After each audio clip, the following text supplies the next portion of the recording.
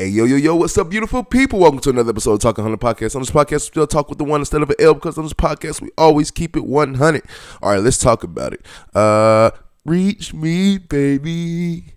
Turning me, say you need me, baby.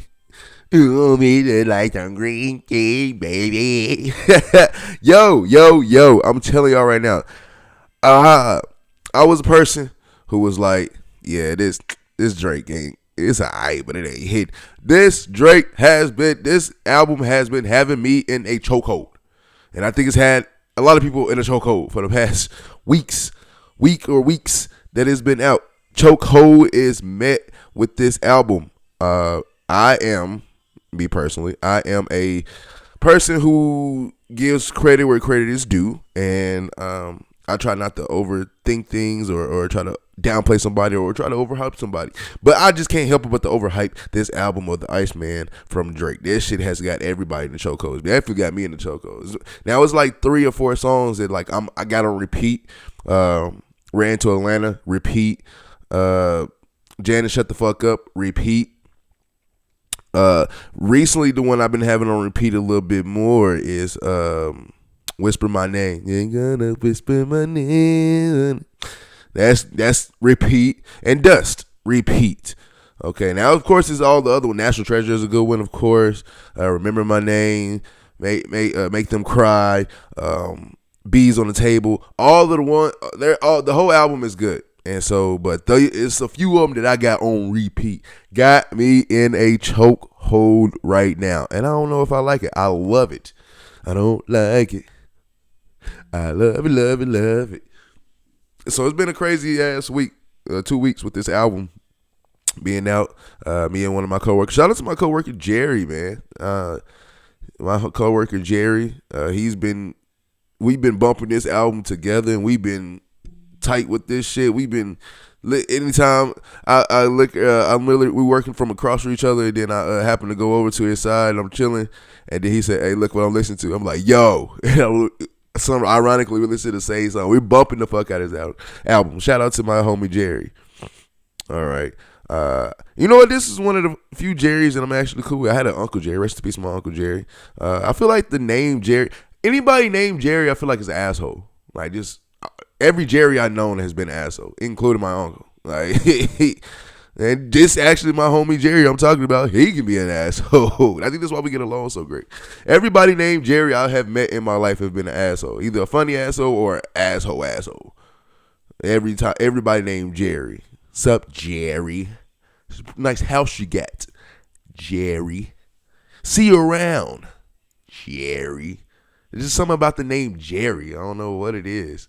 Everybody knows somebody named Jerry, and you know that Jerry's an asshole, either a funny asshole or an asshole. It's something about the name Jerry, ain't it? Yeah, now you're thinking about it. All right, welcome to episode 94. We are on and close to episode 100.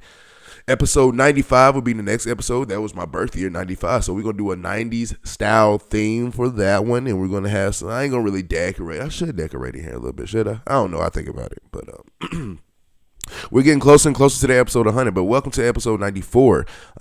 Zay for Life is with you. And I'm going to start off the show by saying happy graduation season right now. Always in between the middle of May all the way to the beginning of June is where you see a lot of your graduations, high school graduations, college graduations. Of course, you know, like my daughter graduated from the 1st to the 2nd grade, and then XJ from the 4th to the 5th grade, and they know they had those small ceremonies. But the real graduations, even I count middle school as middle school to high school. That's the real graduation a little bit too, because you know that's a big milestone. And yeah, graduating, all the kids that have graduated has graduated from high school or graduated from college this year. Congratulations to you. Congratulations to the class of 2026. Congratulations to, actually, I call him my little cousin. He's my wife's little cousin, but he's my little cousin too. Keon Drake, he just graduated high school about, it's been a couple of weeks since we went down there to go see him graduate. That was a good, phenomenal experience in the Wichita State Stadium.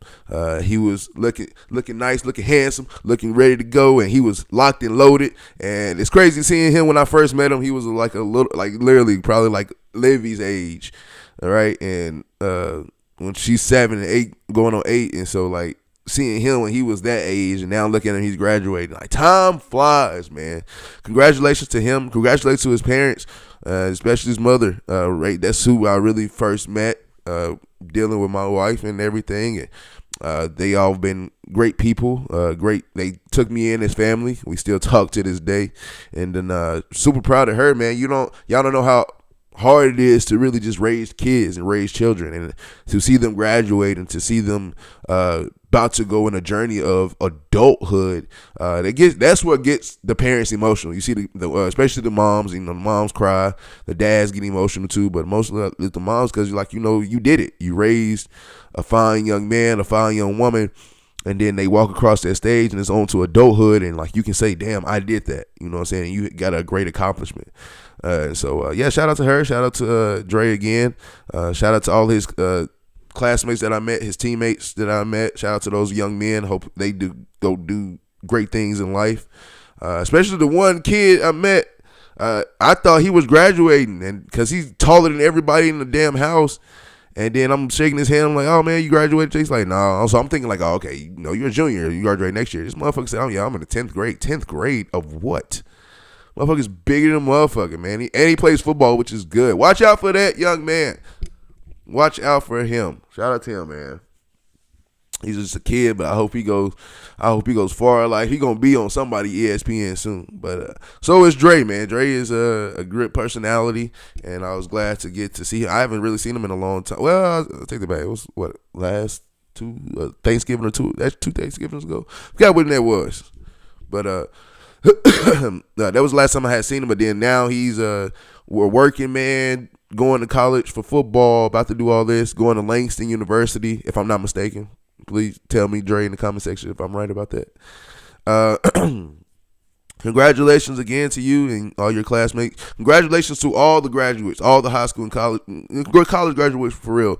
But congratulations to all the high school graduates out there. If you graduated, walking across the stage and got that diploma out of high school, be proud of yourself, okay? Because there's a lot of what people don't understand and people fail to realize. A lot of times I fail to realize this, right?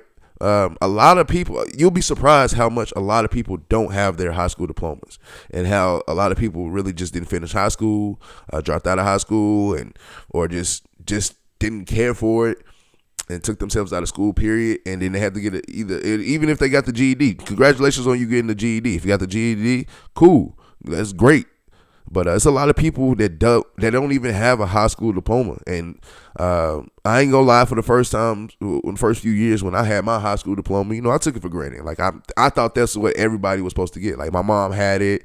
I see my grandmother's high school graduation pictures. I see my uncles and aunties, my mom graduation pictures. You know what I'm saying? I see all these. All my family members, cousins. I see everybody thinking that it's just normal to go get go get your diploma from high school. That's just a normal thing to do.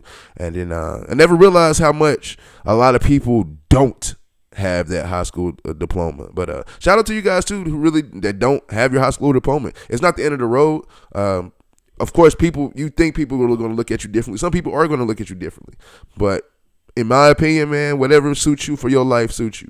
And then, like, you know what I'm saying? Like, I'm proud to say I got my high school diploma. I went to college. I didn't finish college. I don't have a college diploma. I don't even have an associate's degree, right? And so, like, a lot of people look at that as failure. It's not failure. It's just the way that life rolls, okay? But congratulations to the ones who did graduate high school, they got your diplomas. Keep going and keep trying to fulfill. Listening to some of those kids that was at their graduation, seeing some of their plans. Of one of them is planning to go to Yale, the others are just planning, go to college to play ball, go to college to do theater, go to college to sing, go to college to do all these things. And so I hope everything plays out for the best for those young men and young women.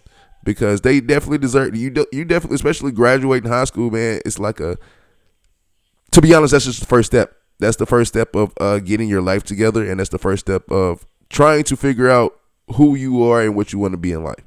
And so taking those small steps, it's hard really kind of think, because when you graduate, you think, oh, okay, I did it, and like now the real world comes into play, and now we're pulling you into this. Go like, hey, go to the military. Hey, do this. Hey, have you tried gambling? Like, so it's gonna be a lot of things pulling you each and every way. Just keep your head on the swivel and keep going, man. But congratulations again to all the high school graduates out there.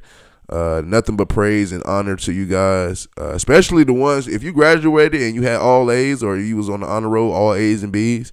Special shout out to y'all, man. I played football, right? I was in school, and I was more of the football scene for me.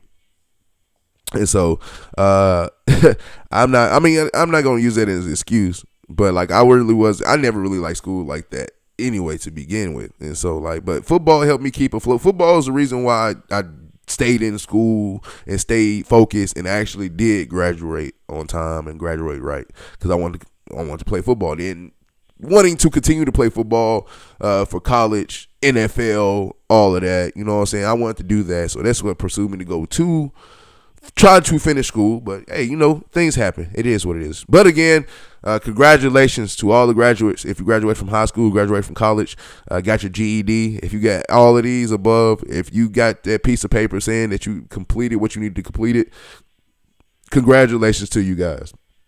Round of applause for y'all. Shots up. I'm taking a shot for y'all later on tonight. I guess you got a shot bet on this game tonight, so that might be the shot I take with y'all. Speaking of shots on the game, Game 7, the 2 words that everybody in sports that loves to hear. If you are a basketball fan, hockey fan, anyone that has any sports that has 7-game series, the 2 words you want to hear, Game 7. This Spurs and Thunder series, I said in my last episode, this Spurs and Thunder series has went exactly how I expected it to go. I expected this series to be hard fought. I expected this series to be cinema, a movie. This has been a movie. Watching this 7'7" giant kill the league like he has and putting this team on his back, and versus the 2-time MVP, could be 2-time champion, and Shai Gilgeous-Alexander going against each other. They've been battling it all year. Spurs have had the Thunder number all year. I know the Thunder have been waiting to get their hands on the Spurs in the playoffs forever. They wanted the Spurs, and this is what we got. A good ass series, hard fought, going to Game 7. When the Thunder won Game 5 and they went up 3-2, I immediately said we're having 7 games, because there's no way San Antonio is going to lay down and let them beat them in San Antonio and end the series. No, that was not going to happen. And they went San Antonio beat the shit out of OKC in San Antonio. They was not putting nothing on the table. So this Game 7, this is the only time that I say stuff like this.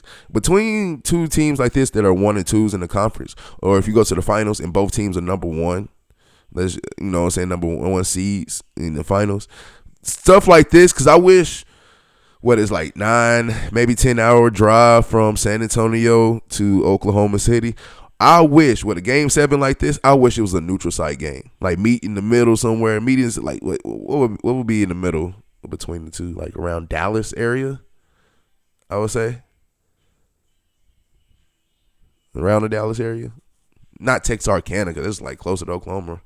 But around that area, like, you know what I'm saying, have a neutral site game for Game 7, that would be even more fun. People will show up. Like, because people will show up and show out. Matter of fact, you could have just rented a football stadium out of one of those things, convert that to the basketball thing like they do for the Final Four, and you would have been lit. But I know how 7-game series go. Like, that's not fair. I know. I'm just saying just right now, I'm living, and I'm on the high of living right now with this series, and I would love it for this series to be the Game 7 to be a neutral site game, but it's not. And the game is going to be in Oklahoma City for it all. Win or go home. That's what Game 7 is about. Win or go home. All right, so who wins? Who do you guys got going to the finals to play the New York Knicks? Okay, we got the Thunder and the Spurs. Especially, like I just said, the game being in OKC, I got the Thunder actually winning this game and going to face the Knicks in the championship game. But I'm kind of pulling for the Spurs, but I wouldn't be surprised if the Spurs win as well. I think the Spurs have what the Spurs are doing is very scary, bro. The Spurs. Shout out to my homie Tay. I seen him talk about this. The Spurs, which is true. The Spurs are really what they're doing is. I don't want to say it's unheard of because I ain't gonna say we've seen this all the time, but like for what it is now and for like people being impatient and they want you to win now, this is kind of scary that they are winning now. Wembanyama, his third year in the league, and his first 2 years in the league, the Spurs didn't make the playoffs. As a matter of fact, they was really not that good last year in his second year in the league, and then they make a dramatic turnaround, almost got the number 1 seed in the West, and they are on verge of going to the NBA Finals with a rookie Dylan Harper. De'Aaron Fox is old. He's really Harrison Barnes too, but De'Aaron Fox is really your seasoned vet, and even then he's still young, right? But Stephon Castle, Dylan Harper, Victor Wembanyama, Vassell, in my opinion, Devin Vassell is probably the most underrated player in the NBA, in my opinion. He's a stretch wing that can play defense and they can get you buckets and just knows how to be a team player and a team guy. All right, Keldon Johnson, I ain't gonna lie. I feel like him and Vince Staples are brothers. I swear I would put that on everybody like that. They are brothers. They look just alike. But Keldon Johnson is another good one. The Spurs team has a lot of good pieces. They was good last year. They really had the same pieces except minus Dylan Harper. But they got the same pieces from last year, and they were just not that good. But now you basically give them some more, be patient, not trying to rush, and put things into play.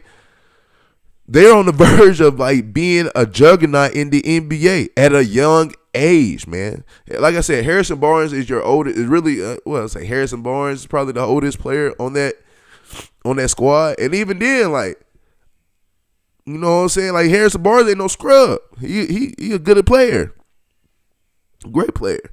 Matter of fact, I'll take a side note with that. Harrison Barnes should get appreciated more. I think Harrison Barnes is one of the great bodies of work for basketball that nobody talks about. From being highly recruited out of high school, going to North Carolina, playing with the Tar Heels, being a high draft pick, going to the Warriors, helping their Warriors lay a level of foundation for their dynasty to help them move. He got a ring with the Warriors, and you know what I'm saying, he helped build that foundation going forward. And then fast forward, after the Warriors kind of traded him for the KD fiasco, went to other team, but went to the Kings, helped the Kings build the year that they went to the playoffs and took Golden State to those 6 or 7 games.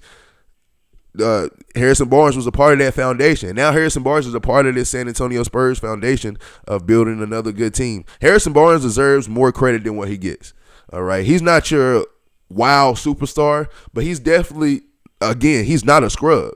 And this dude is a genuine player, and he knows how to pick and choose his spots. He knows what to do. He's a professional. Like, he's a true professional. And for somebody who was highly recruited out of high school, who I thought coming into the league, because, you know what I'm saying, I like college basketball, especially the Duke and North Carolina rivalries. I watch those every chance I can get. I know a couple of Duke fans, and I troll them if Duke loses. And I know some North Carolina fans. I troll them if North Carolina loses. But I love to, like, see that rivalry go crazy. But watching him throughout his college career going into the league and seeing his career unfold, I think Harrison Barnes deserves a lot of more love than what he gets. I think he's a better player than what is presented to us from the media standpoint of how they showcase the superstars or the stars they want to showcase. I'm not saying he deserves more TV time or deserves more those endorsement, but I think he should be appreciated. He should be appreciated more. Harrison Barnes, I'm giving you your flowers, and I show you my appreciation for you, not only just for the Spurs and the Kings and the Warriors, the organizations that you have turned around, but just for the body of work for basketball. I don't think people are not gonna be quick to put Harrison Barnes as a top player ever, but I'll be one of the ones to say, look, when you talk about Harrison Barnes, please put some respect on his name. Like, he can play. He can play. Right? But going back to the main thing. yeah, man, that young Spurs team is scary. And I knew adding De'Aaron Fox last year, I was like, oh man, this is going to be scary next year when they get right, and they actually know how to play together. It's going to be scary, and that's what it has been. All right, I actually had the small luxury of seeing Wembanyama play in person, and then it was against LeBron and the Lakers, and my daughter had fun because she knows she loves LeBron, love her some damn Bron, and so man, it was a good experience watching Wemby play in person, seeing how great that man is in person. And I remember another time when I was watching Wemby versus Giannis, and he was cooking Giannis behind the back, one-legged three. I'm like Giannis ain't. We know who Giannis is. Not only is he an offensive guy, but he plays defense. And Giannis was toying with that man. So not Giannis. Victor Wemby was toying with Giannis, and he was toying with that man. So yeah, I'm happy. I'm happy to see what the Spurs are going to do. Like I said, I want the Spurs to win, and I hope the Spurs actually take this game. But I got OKC actually beating the Spurs, claiming that Western Conference champion, and actually going to the finals to play the New York Knicks. Okay.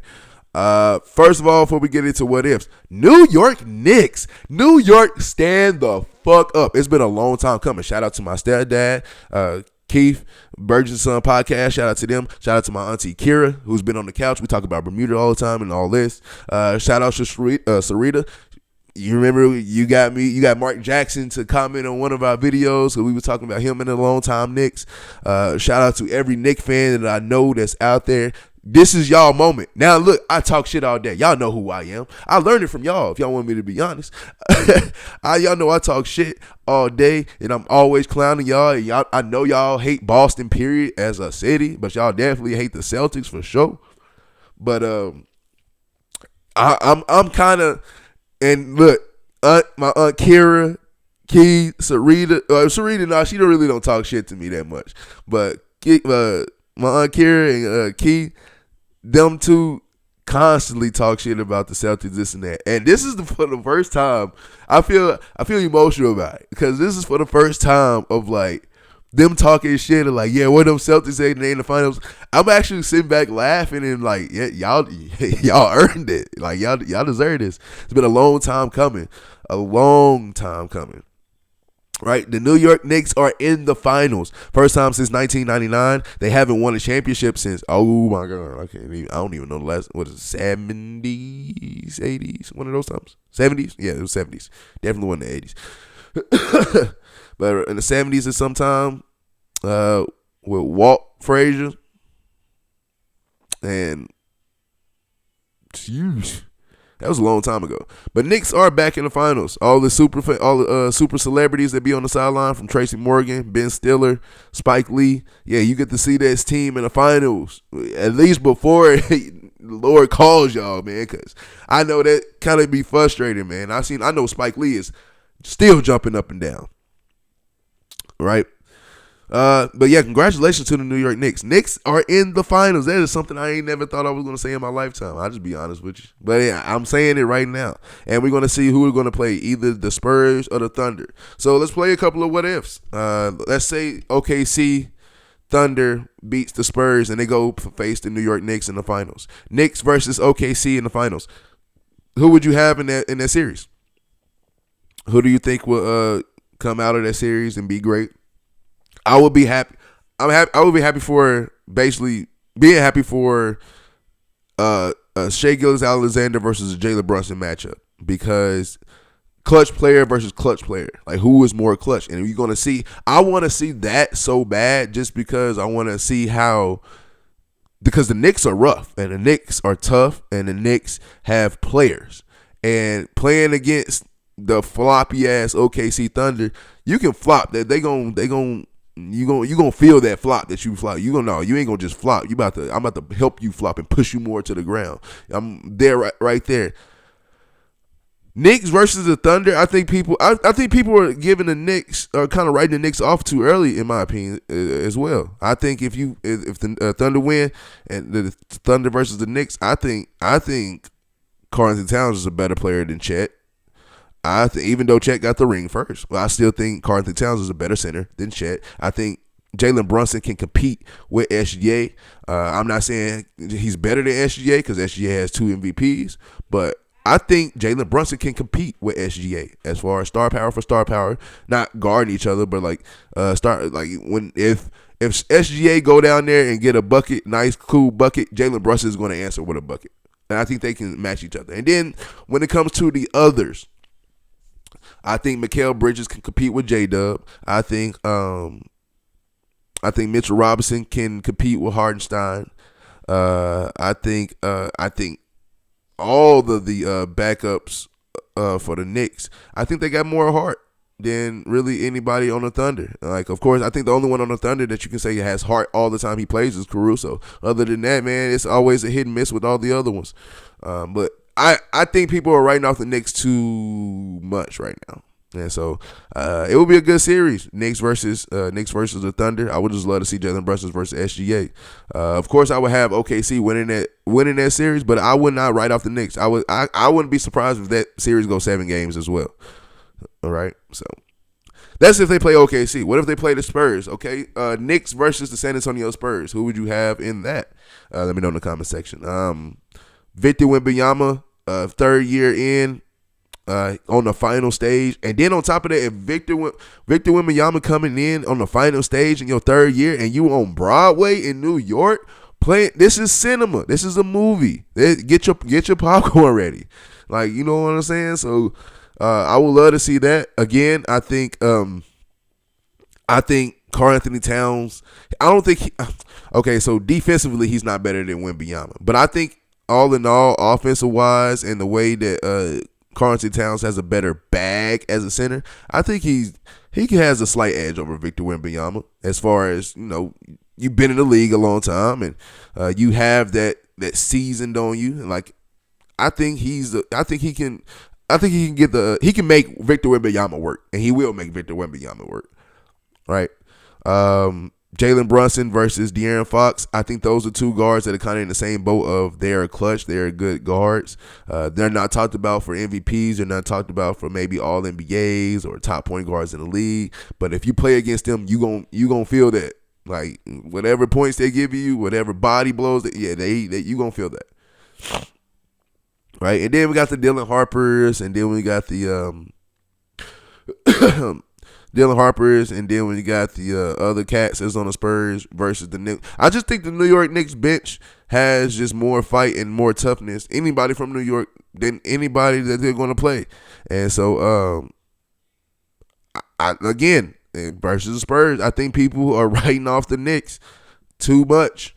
And I think this is another series that can go 6 or 7.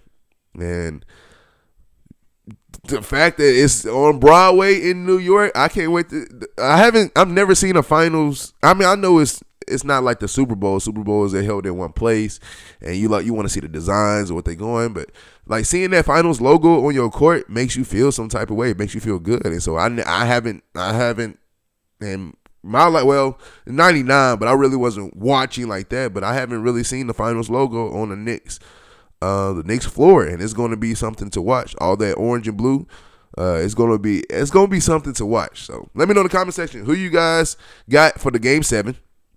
Who's going to win, OKC or Spurs, and who do you guys want to see in the finals? I want to see the Knicks versus OKC in the finals, but I also want to see the Knicks versus Spurs in the finals. I don't know, man. This is crazy. Okay. Staying in the NBA for a minute. NBA awards have been given out. We now know Defensive Player of the Year is Wemby, first unanimous Defensive Player of the Year ever, which is crazy. You talking about Dennis Rodman, you talking about Draymond Green, you talking about Rudy Gobert, you talking about Michael Jordan. Michael Jordan, who is top dog, and he hasn't never won a unanimous MVP. Or, I mean, well, neither even, but a unanimous Defensive Player of the Year. So, Victor Wembanyama, this is not going to be his first. This is not going to be his last Defensive Player of the Year award. Not by far. It's not going to be his last one. He's going to get a lot more at it. I can see more than 3, more than 4 probably. That he's going to have those Defensive Player of the Year awards. I see more of those in his future. Rookie of the Year, we had Cooper Flagg. Cooper Flagg Rookie of the year, well deserved. We know we kind of knew what that was going to happen. First rookie ever with a 50-point game, 50 burger. This dude is special. Cooper Flag is special, and I hope they build right and do right for him in Dallas. All right, and yeah, I think this is the best way to start off your career. Go ahead and win Rookie of the Year. You go on to go put up more stats and more things, and chasing greatness, chasing Jordan, chasing LeBron, chasing Wilt, chasing Kareem, chasing all these greats that came before us, and you're chasing Kobe, like chasing all these guys out here, you know what I mean? And so I think it was well deserved for Cooper Flag, and I don't think nobody questions that one.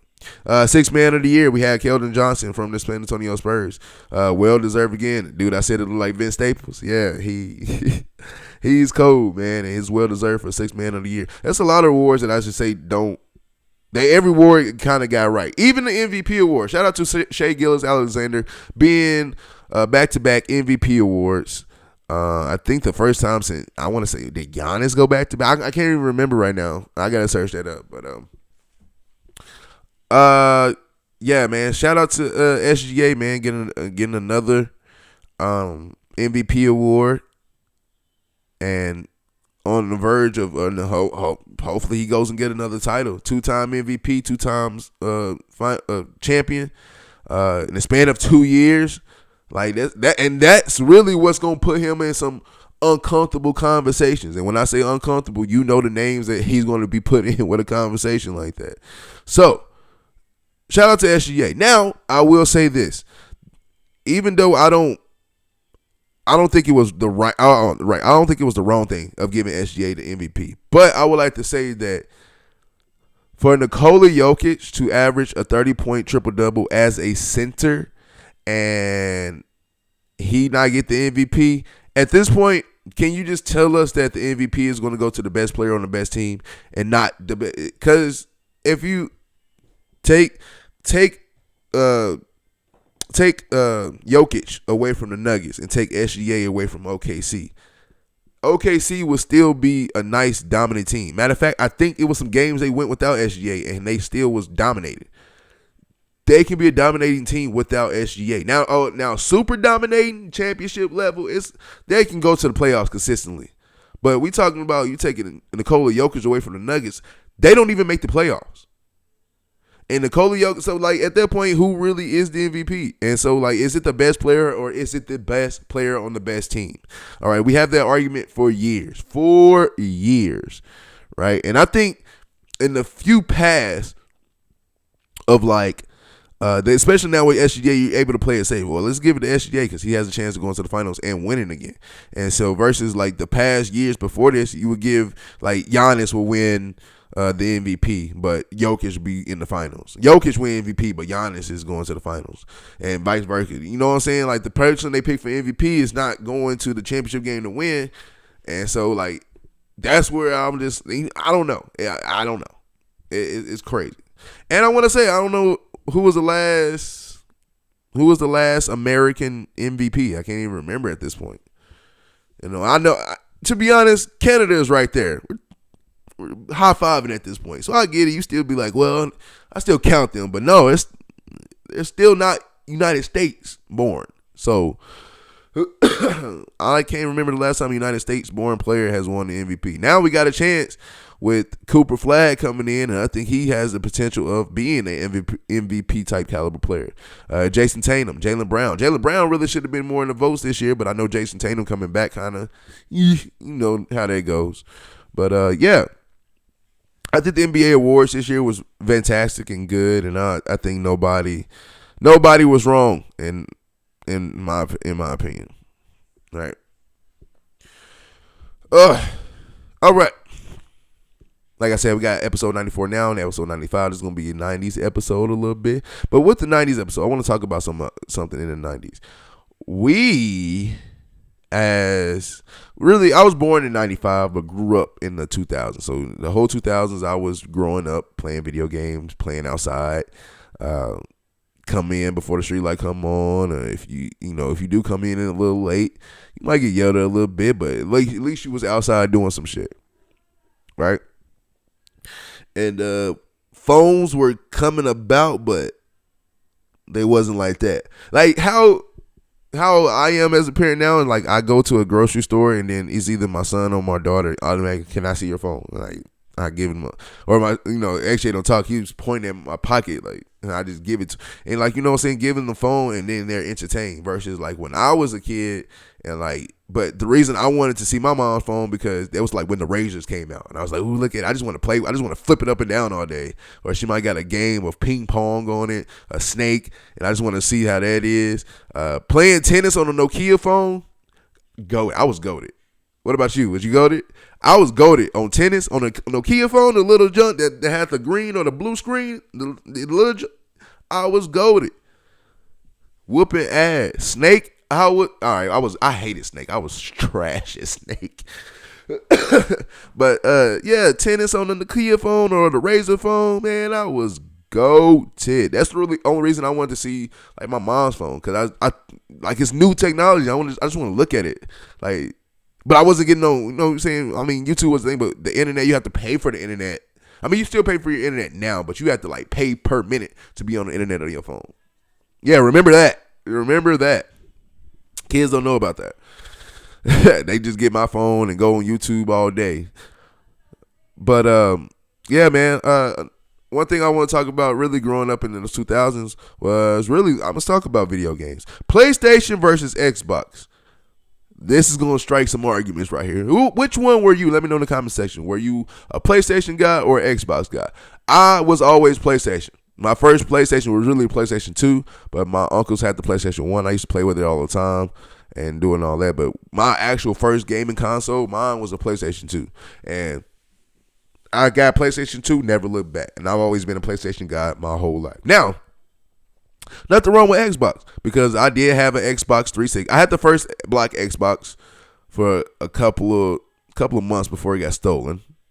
But then I had me an Xbox 360. And when I got my Xbox 360, that was one of my best times in my life, because PlayStation, of course, in my opinion, is still superior over Xbox. I play PlayStation any day, but that Xbox 360 hit different. And I feel like the order you should have went in was PlayStation, PlayStation 2, Xbox 360, PlayStation 3, PlayStation 4, PlayStation 5. That's just how I feel like the order should have went. But my Xbox 360 was the shit. Of course, like now it's different. Like, PlayStation got their own games, Xbox got their own games, and that's always a hit and miss. A lot of people talk about certain games you play on PlayStation, but I don't.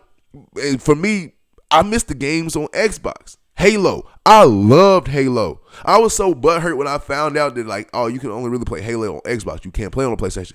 I'm over here like, why the fuck not? Like, what I'm saying? I'm mad as fuck about that. Halo. I love Halo. That was my shit. Army of Two. Now, Army of Two, I don't know if you could have not played it on PlayStation, but I had it on Xbox. Shout out to my dog Antonio. Me and him on Army of Two on Xbox, we were goated. Army of Two was one of the best games I've ever played in my life. Okay, that shit, it made you think. You had to really, when you talk about, hey man, it's us against the world, it was y'all two against the world.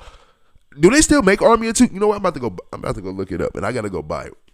On my phone. Oh yeah, I'm recording on my phone. Anyway, I gotta go see. Can I go buy Army of Two? Army of Two was my shit. Halo was my shit. Playing those type of games on Xbox was the shit, in my opinion. I love Halo and all that. The only thing I hated, this is what ruined Xbox for me. And this is about to piss a lot of people off when I say these words. Remember that little ring of death, red ring of death? Man, the ring of death on a video game where you got that ring around your disc piss you off. And then the red ring of death on your when it pops up on your Xbox, your heart drops. That's why I was so scared to have an Xbox and somebody knock over my shit. Boy, whoever knocked over my Xbox 360, you talk about wanting to fight. My mom did it one time, and I was like, I never wanted to fight my mom so bad until that day. Shout out to my mom, but man, look, man, that was the only shitty part I hated about Xbox. was that red ring of death and that ring around your fucking disc that you had.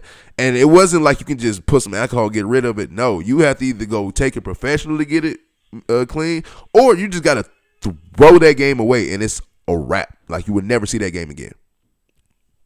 So that was just my things I hated. One thing I loved playing on PlayStation was Dragon Ball Z Budokai. Remember Dragon Ball Z Budokai? That was my favorite Dragon Ball. Favorite Dragon Ball Z game, Dragon Ball Z Budokai. The second one, cool. Third one, all right. We got Dragon Ball Z. We got Dragon Ball Super, Dragon Ball Kai. All these other games that they have been going out. Dragon Ball. What was it?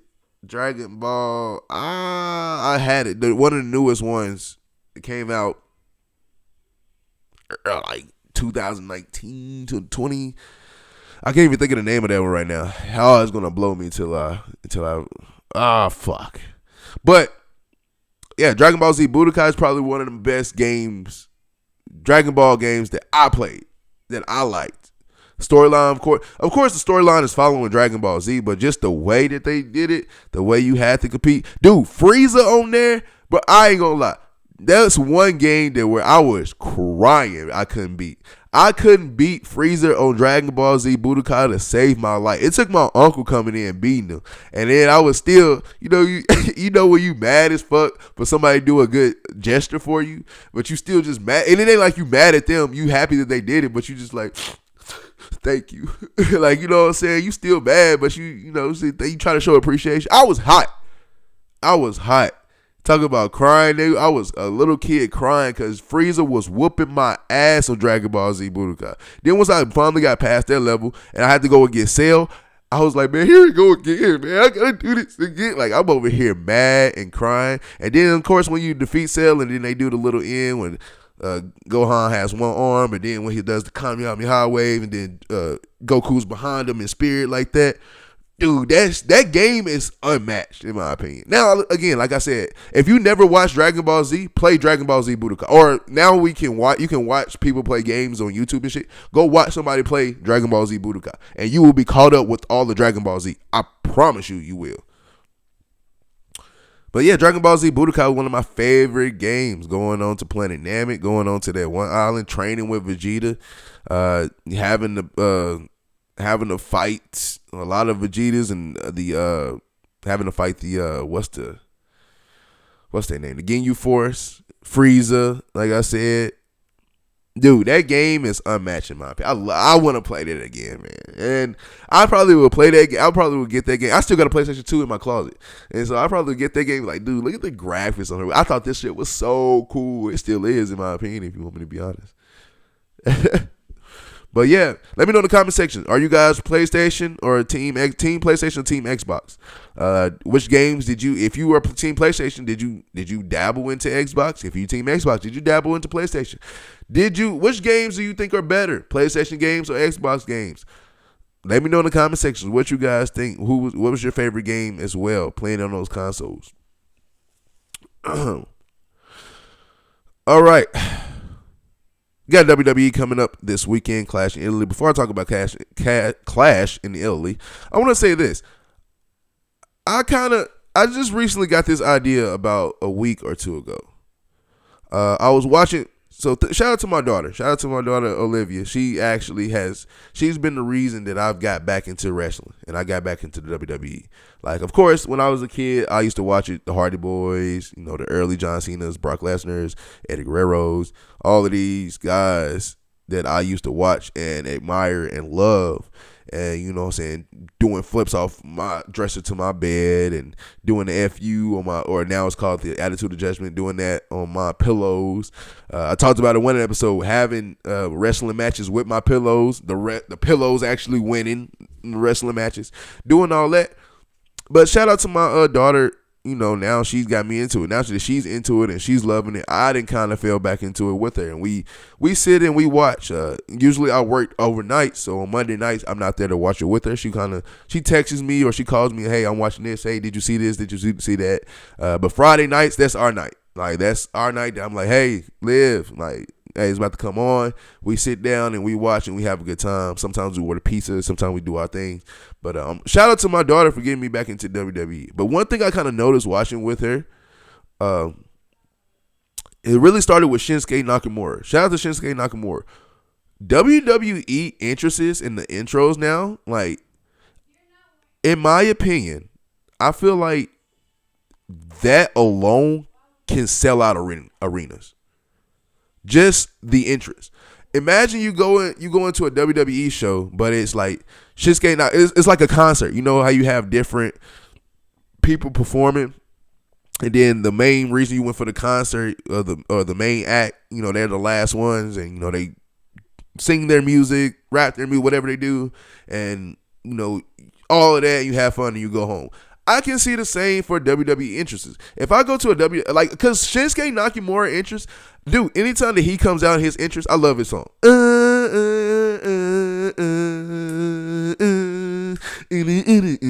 Like they be lit, and he come out like a woman crying, just, like, you know what I'm saying? He doing his own thing. And the thing about his interest, when he's get done with his interest, I'm done. Like, I don't need to see him wrestle. He can lose the match, every match he wants. I don't even care. It's just that interest. It's a beauty, and it's an art form. A WWE interest is an art form. So I can see, why not, if I'm the WWE, why not add that into a thing of selling out arenas just to see interests? Like, and then you can do this with older wrestlers. Like, you can have Stone Cold, because he's not going to fight. He just comes out and do an entry. Imagine everybody's there to see, like, Shinsuke Nakamura, see Stone Cold, see the Hardy Boys or Jeff Hardy, seeing Brock, just walk out to their music. And, like, Stone Cold at 50, 60, or how old he is now, coming out with a glass thing. He breaks the glass with his foot, and he's coming out, and the whole crowd erupts. And he's just sitting there. He walks to the ring, does his thing, I get a hell yeah, maybe cut a promo for a second, or just sit there and wave. And then after the whole thing is over, you go sign autographs. If I'm the WWE, look, the WWE or TKO, whoever is over this, they taking our money anyway. Watching pay-per-views, and then I'm seeing more commercials than pay-per-views. You're taking our money. I'm paying for these streaming services to watch this, and I'm watching more commercials than I am watching the thing. If you're going to take my money, can you take my money in something I want to see? I would love to see nothing but WWE interests. That's what it is. Like a Demon Finn Balor interest. Oh my, that would be like I said, a concert. I come in, and then you have a John Cena coming out. You have a Stone Cold coming out. You have a Shinsuke Nakamura coming out. A Demon Finn Balor, and then, like, let's say the main attraction. Let's say Roman Reigns. Roman Reigns entrance to WrestleMania 41. The first time they was in Vegas, that's the best entrance I've ever seen from Roman Reigns. But, like, one of the best entrances ever, in my opinion. And to see that, I mean, you can't relive that, but, like, just seeing the interest of a WWE wrestler, like, you can, like I said, you can bring back older wrestlers just to come out to their music. And for people who are like Olivia Age, who I talked to her about Jeff Hardy, and I talked to her about we was talking about when WrestleMania, when Obafemi did retired Brock Lesnar. I'm sitting here, she's like, who is Brock? And I'm like, well, teaching her about, so to go into a stadium of, like, or talking to her about Stone Cold, but to go to a stadium and she gets to actually see Stone Cold come out to his music, and I'm having that, that vibe with her, like, look, this is how I feel when I was a kid. Like, look, it's Stone Cold, he's gonna throw beers, he's gonna do all this. Like that, I feel like that would be cool for the culture and, like, teaching moments. And, like, again, you taking money anyway. Why not sell out arenas and take people money by just watching interests? And then on top of it, you know what you're getting. You know what you're spending your money on. You don't have to see them fight a bullshit fight that maybe they're not gonna be that good in, or you know what I'm saying, or maybe they not, or maybe they lost and when they should have won. You know what I'm saying? It's not, you're not spending your money on bullshit matches. You know what you coming to see. You come to see these guys take. I think it would be shitty for, like, the pyro team, because that's a lot of pyro you got to do, and, like, and all of that. But I think that would be a cool ass thing. WWE interests as the main attraction. No wrestling, or if you want to, let the last two guys be two guys who are good, like a Trick Williams and a Jay Uso, who I feel like they got good interests. Let them come in last and let them actually finish everything off by actually having a match. But I don't see why not. Why I wouldn't pay $1,000 for a nosebleed seat, but I'll pay like a cool $200 for a nice seat. Just to see some WWE interests, and that's it. Just to interest them coming in, see them with some of my favorite wrestlers coming in, and I would pay to see that. About 9 or 10 wrestlers come in, and they do the whole 9, and it ain't like you're gonna just do a 3-minute interest. No, we talking about the whole thing. Undertaker coming in, we want to see the whole 15 minutes of you just walking down. Like, you know what I'm saying? So that's just what I think. Let me know in the comment section. What do you think about that? WWE interests being a thing of by themselves, just the interests, and you pay just to see them come in and interest and maybe sign some autographs, and that's what I think. Shout out to Shinsuke Nakamura again, because that's where I got the idea from. Because again, watching him come out, after he comes out, I don't need to see him wrestle. I don't want to see him wrestle at this point, right?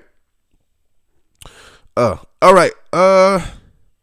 If you have not already, I know I haven't, because I haven't been to a movie theater in God knows how long. It's been, I think the last time I went to a movie theater was before COVID. And what are we in, 2026? Yeah, I haven't been to a movie theater in that long, just for the simple fact that that's when they started putting the recliners in the movie theaters. And I'm over it. First of all, for people who likes to have a drink here and there before a movie, or they serve drinks at the movie theaters now, or somebody who likes to have a smoke before a movie, I'm already, feeling good, feeling lit, feeling nice. And if I go sit down in a recliner, and I probably ate before I went to go watch this movie, I'm going to sleep every time. I'm not paying $20, $25, $30 for a ticket, an extra $10, $15 on snacks and popcorn to get into my seat, and I'm falling asleep. I just haven't went to a movie theater in forever. But let me know, and that's the reason I haven't watched it yet. But let me know in the comment section. Did you like the Michael movie? I've heard mixed emotions about the Michael movie. The Michael movie is the movie about the biopic about Michael Jackson. I've been told that this is the first out of 2, so it's going to be a part 2 of this movie. The makeup artist who did the actor who played Joe Jackson, they need all of the raises that they can get, because I know that actor and I know he played in other things, but when I didn't know that was him until I'm looking at him talking about the Michael movie, like why is he talking about the Michael movie? Oh, he's a main character in it because he's in it. Like, wow, I didn't know that. So that makeup artist deserves a whole big ass raise, all of them. But whoever did his makeup, they know what the fuck they're doing. But let me know in the comment section. Everybody has mixed emotion about the Michael movie. I haven't seen it, like I said, so I don't know how it is. I'm pretty sure it's good. I love Michael Jackson. I listen to Michael Jackson music all the time. So I can't wait to go actually see that whenever it comes to my theater at home. But all right. Sunday. You got to wake up just a tad bit early. Going to be 12 p.m. Eastern Time, 1 p.m. Central. Clash in Italy. WWE pay-per-view is going to be on Sunday. And I can't wait to see how that goes about. All right. And so for this, we're going to call some matches. Okay, that's going to happen.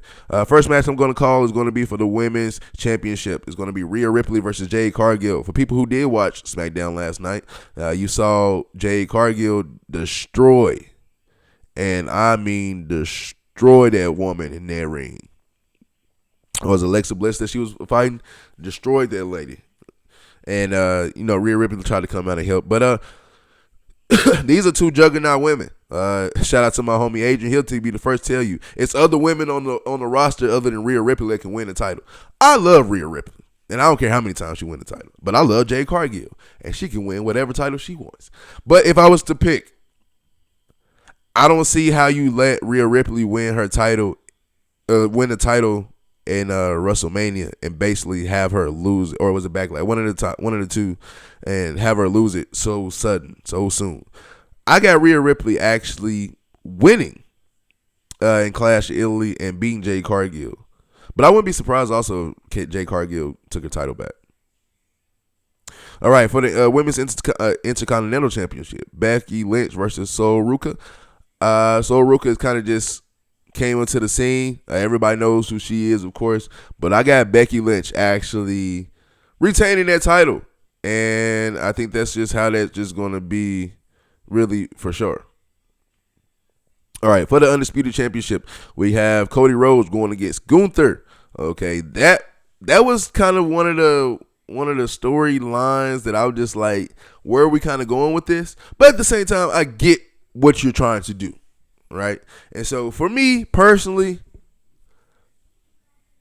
I think it's something bigger that we're missing, and that they're trying to bring about with Cody Rhodes. And so, of course, Gunther being the legend, the new legend killer, kind of.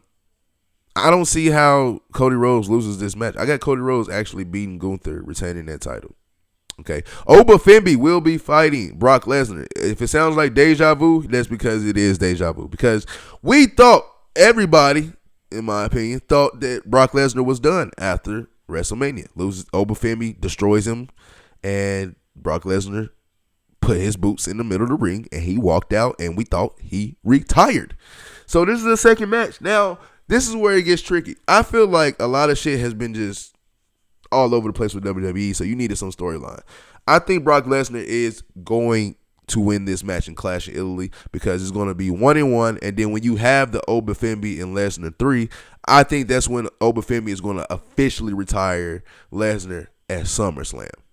But I think Lesnar is going to come in, put his dominance back against Oba Femi, and win versus Oba Femi in Clash of Italy. And I think he's going to beat Oba Femi, and then we're going to look at Brock. Oh, he's going to be here to stay, but only for a little while until SummerSlam coming. Because SummerSlam ain't nothing but like 3 months. I don't even think, what month are we in? May, June, July, August. So about 2.5, 3 months away. So I think Brock Lesnar takes that one. And then the match that I'm going to be ready to watch, and I can't wait to see, Jacob Fatu versus Roman Reigns.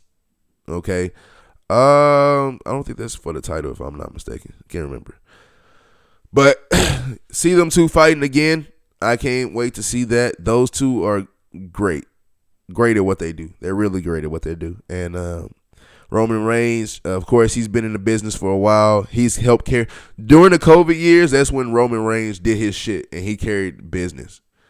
He carried the business. And then Jacob Fatu being a valid crash out, and he's a dude that Jacob Fatu is somebody who looks like me, talks like me, well, maybe not fully looks like, but looks like me, talks like me, and that's the personality I want, to represent. And I love Jacob Fatu, and I love Roman Reigns. So this is hard for me to pick who a winner, but if it doesn't, I don't know. Let me know in the comment section if I'm misreading this. I don't see that it's for the championship. Oh, yeah. No, okay. It is for the World Heavyweight Championship. Okay.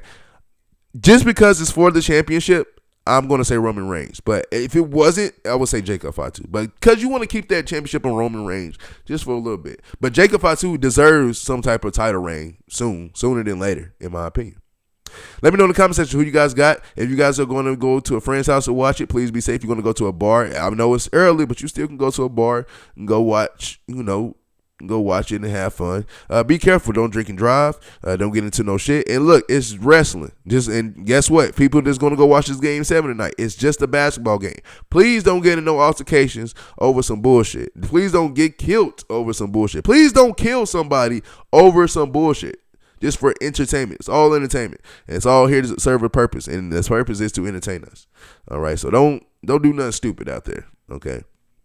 Thank you guys for joining me on another episode of Ta1k Podcast. Y'all already know I'm Zay for Life, and I'll be back for episode 95 next week. But until then, Zay for Life is out.